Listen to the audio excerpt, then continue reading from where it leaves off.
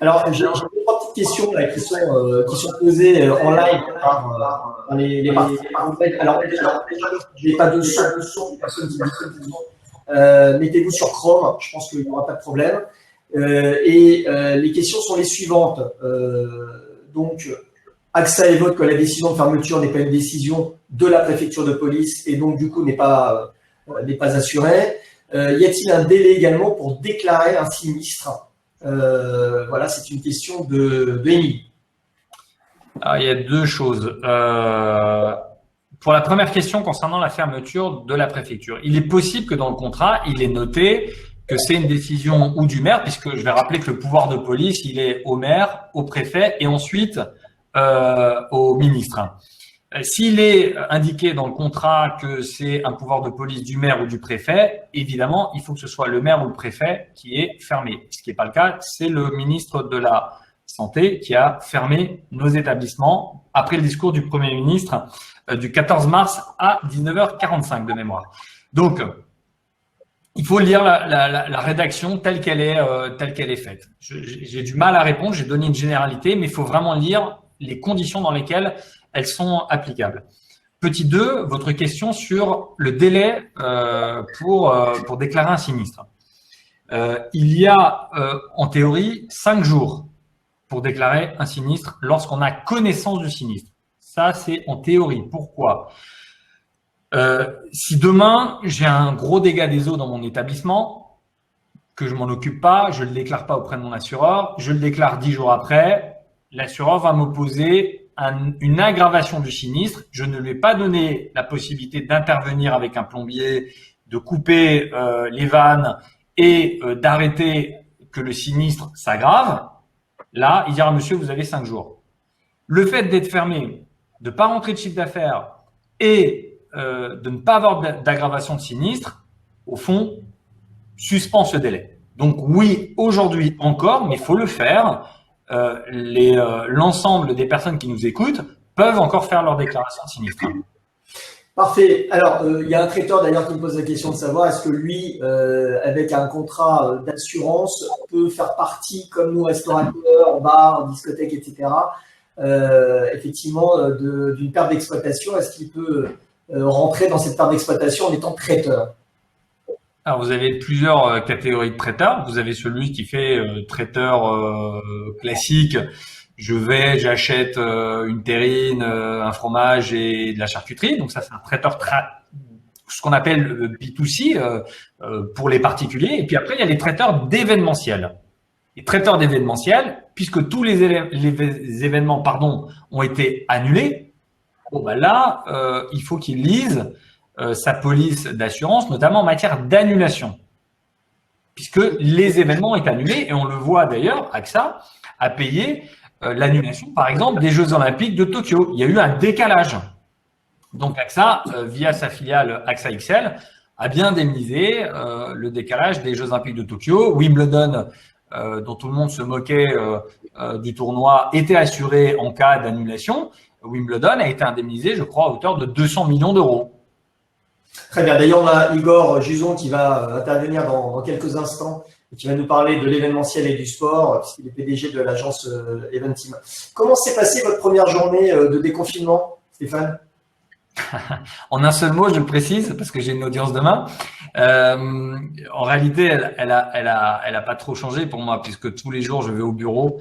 Vous savez que le combat contre AXA est un combat lourd. Nous aidons beaucoup de chefs d'entreprise dans les problématiques d'assurance. Et donc, ma journée, elle commence depuis le 16 mars. Elle commence à 9h et elle finit vers 2-3 heures du matin. Donc, à part le fait que je vois plus de voitures et plus de monde, elle a pas vraiment changé mon quotidien. Stéphane, merci beaucoup. Alors moi, je suis super impatient que vous rouvriez vos restaurants parce que d'abord, j'aime le champagne. Et est-ce que vous pouvez nous raconter cette petite anecdote pour terminer de votre carte de champagne chez Substance avec Célos dont vous me parliez hier? J'ai découvert en 2002 par un copain, je n'aimais pas du tout le champagne. Et un copain me fait goûter cette première cuvée qui s'appelle Substance et je suis tombé amoureux de cette cuvée. amoureux des champagnes de vignerons et j'ai découvert ce qu'est un champagne de grande qualité, qu'un champagne se garde, puis les vieux et puis on prend du plaisir. Moi, j'ai bu des champagnes absolument incroyables de 1961, 66. Et c'est un grand vin au fond, un champagne. C'est pas simplement quelque chose qui se boit dans une coupe comme on peut le voir à la télé par les mannequins justement. Vous le citez hier. Du coup, je me suis lié d'amitié en 2004 avec Anselme Sellos du domaine Jacques Sellos, qui est le vigneron. Et en 2018, nous étions en vacances ensemble, en famille. Et puis en 2 heures, sur un coup de tête, je lui ai dit écoute, le restaurant, je veux l'appeler Substance parce que ça, c'est mon histoire et je souhaite qu'on écrive ensemble une carte des champagnes incroyables. Il m'a dit attention, tu sais que les gens boivent plutôt du vin, une carte conséquente en champagne. T'es sûr? Je lui ai dit oui, je veux une carte des champagnes conséquente et du coup on a écrit cette carte des champagnes en 2 heures face à la mer et on a ouvert Substance. Donc, vous voyez, l'histoire est plutôt sympathique. Merci beaucoup. C'est ça qu'on aime chez les restaurateurs, c'est ce côté épicurien, de l'amour, de la bonne bouffe et des bonnes boissons. Merci beaucoup. Alors, on croise les doigts tous, voilà pour demain. J'espère que vous allez bien nous représenter votre groupe et représenter les restaurateurs, les bars et tous les lieux de vie. Merci. C'est un combat collectif. Merci beaucoup. Merci. À très bientôt. Merci beaucoup. Au revoir, Stéphane. Alors, deuxième invité, Élise, je vais vous laisser la main pour présenter donc Igor Juzon, qui est arrivé sur le live. Merci Igor de nous avoir rejoints. Bonjour, j'espère que vous allez bien. Alors Igor, vous êtes président fondateur du Eventim Group, donc l'agence officielle de la famille olympique française. Pour résumer, vous êtes ancien rugbyman professionnel et c'est après votre carrière professionnelle, votre carrière sportive que vous êtes lancé dans l'univers des agences et surtout plus particulièrement du domaine sportif. C'est de votre rencontre avec Bruno Billère qu'est née l'agence Eventim en 2000. Elle se fait très vite une place sur le marché de l'événementiel sportif avec Roland Garros, la Coupe du Monde du rugby, la Formule 1 Grand Prix. Et Eventim, c'est surtout, elle séduit différentes instances sportives comme la Fédération française de football et le Comité national olympique et sportif. Eventim, c'est aussi une 50aine de collaborateurs. C'est 3000 clients actifs et 11 millions d'euros de chiffre d'affaires. Vous avez élargi votre périmètre avec la création de 3 filiales, donc Eventim Live, Eventim Ideas et Creative, qui portent sur la commercialisation d'hospitalité autour des événements sportifs et culturels, mais également une agence conseil dans le marketing, dans les études de marché, des solutions digitales et l'organisation des grands événements sportifs. On a aussi tout ce qui est conception et organisation des événements, de voyages d'entreprise, donc team building, incentive, etc. Avec votre expérience du domaine sportif que l'on connaît et également du coup maintenant aujourd'hui des grands événements, comment est-ce que vous envisagez la reprise des grands événements avec la crise actuelle? Est-ce que les grands événements vont changer en termes de public, de calendrier? Comment est-ce que vous voyez un petit peu les choses aujourd'hui? D'abord, je commencerai. Vous m'entendez là? C'est bon? Très bien. Oui. Le micro est branché, ouais. Je commencerai déjà par dire, c'est vrai que nous, on a été tout de suite impactés puisqu'on est, comme vous le disiez, on est agence donc leader dans l'événementiel sportif. On fait du voyage, donc de l'événementiel et on vend du sport. Donc dès le mois de février, on a commencé nous à être un peu touchés avec le tournoi destination. Donc c'est du rugby. Avec le premier match France-Irlande qui a été décalé, on l'espère au mois d'octobre 2020. Et donc c'est vrai que l'événementiel, le voyage et le sport, tout de suite nous on a été voilà, c'est quand même 90% de notre activité et c'est vrai qu'on a tout de suite été impacté. Donc aujourd'hui très clairement, aujourd'hui déjà on est en train de justement de gérer le quotidien, c'est-à-dire que il y a des annulations, on a eu on vend beaucoup de sport, mais on vend aussi des spectacles dans des salles de concert comme l'Accor Arena, et le Paris La Défense Arena. Et c'est vrai que il y a eu des reports, il y a eu des annulations, mais globalement, on a quand même aujourd'hui de la chance puisqu'on gère plus de reports que d'annulations. C'est quand même quelque chose de plutôt positif à appréhender pour nous. Et c'est vrai qu'aujourd'hui, c'est plus le quotidien qu'on gère, c'est ce décalage d'activité, absorber le contexte de la crise et pour se projeter. Alors c'est vrai qu'il y a un temps 1, c'est celui-ci. Le temps 2, il va arriver plus tard. Votre question, c'est de me demander ce que vont être les événements de demain. Déjà, c'est quand? Déjà, c'est la première question qui m'intéresse aujourd'hui. Et je ne sais pas dire aujourd'hui quand est-ce que les matchs de football, les matchs de rugby vont reprendre. On le souhaite tous à la rentrée, en septembre. Dans quelles conditions aujourd'hui? C'est pas évident de le dire. Moi, j'ai beaucoup comment dire, de respect et d'humilité par rapport à ce qu'on peut imaginer. C'est vrai que c'est aujourd'hui compliqué. On est quand même dans une situation inédite. Et c'est vrai que dire quand ça va recommencer, c'est essentiel pour tout le monde. Nous, on est quand même principalement sur le sport spectacle. On a besoin du sport. C'est quand même, je pense que ça manque à tout le monde. Alors c'est vrai que la restauration, nous, on est vraiment dans la gastronomie, la restauration, puisqu'on fait de l'événementiel. On est dans le sport. Alors le sport nous manque, la gastronomie, la restauration nous manque, c'est évident.